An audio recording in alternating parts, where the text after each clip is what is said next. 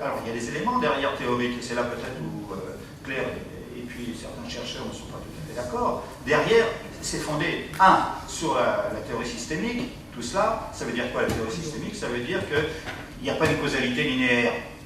La causalité linéaire n'existe pas dans tous les domaines, et particulièrement dans le domaine des apprentissages. Donc elle est circulaire. Ça veut dire que dans le comportement d'apprentissage, vous avez le physique, vous avez l'intellectuel, vous avez le social et vous avez l'affectif qui joue. Et si on ne prend pas tout ça, eh bien à ce moment-là, on passe à côté et ça ne marche pas. Et il y a un autre point très particulier en psychologie de l'apprentissage qui s'appelle le transfert, la notion de transfert, là, qui est sujet de plus ou moins à interrogation. Ça fait 30 ans qu'on en parle, mais on n'a pas encore réussi à faire une définition. Qu'est-ce que c'est que le transfert? C'est des... Je vais vous lire, ça va être plus simple. C'est la capacité d'un sujet de réinvestir ses acquis cognitifs dans de nouvelles situations.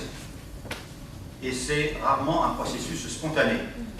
Donc il faut derrière qu'il y ait une didactique, une pédagogie pour que ça se passe. Mais encore, et c'est là où je reviens, je dis encore, ça c'est la définition que j'ai vue, n'est jamais un processus spontané. Je ne suis pas tout à fait d'accord parce que j'ai vécu autre chose. Je vais être rapide.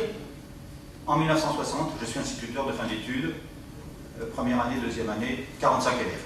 Un quartier très difficile, vraiment à l'époque des blousons noirs. Hein. Je pars en classe de neige, un mois. C'était les classes de neige, il venait quasiment d'être créées. À cette époque-là, ça a duré un mois. Hein.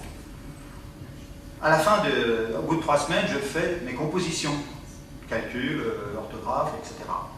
Et je ramasse, bien sûr, et je vois que les élèves les plus difficiles qui ne réussissaient pas ont de bonnes notes ou de moyennes notes.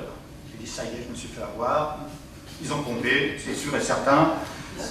Ils sont bien organisés. Je ne laisse pas les bras. Le lendemain, je recommence avec d'autres épreuves, mais je demande à l'assistante sociale et à l'infirmière de surveiller avec moi, tous les 3. Je ramasse les copies, même résultat. Donc, mais j'étais incapable d'analyser, j'étais jeune institut sortant d'école normale, etc. Tout ça, c'était un phénomène. Qu'est-ce qui s'était passé? Eh bien, tout simplement que là, contrairement à ce qui est dit, ça veut dire que le processus n'est jamais spontané. Quelque part, il s'était produit un ensemble par rapport aux différentes, ce que j'ai évoqué sur l'effet systémique, d'éléments qui étaient intervenus positivement. C'était d'abord aussi se séparer de la famille, vivre autre chose, avoir du sommeil, en parenthèse, et puis aussi se valoriser dans les activités sportives et culturelles, notamment sportives. Les plus difficiles de cette classe avaient eu tous les étoiles au bout de 3 semaines, hein, des étoiles de ski. Donc, grosso modo, j'avais découvert, entre guillemets, je ne le savais pas, que le comportement et tout ça étaient des variables qui intervenaient. Mais j'ai mis des années à théoriser tout ça, et c'est ce que je vous présente. Donc ça existe, je l'ai rencontré physiquement, affectivement, et puis c'est l'élément le plus important. Si on arrive à faire passer cela dans les réflexions d'hier, cette fertilisation croisée, on gagne. Si on ne le fait pas, on perd.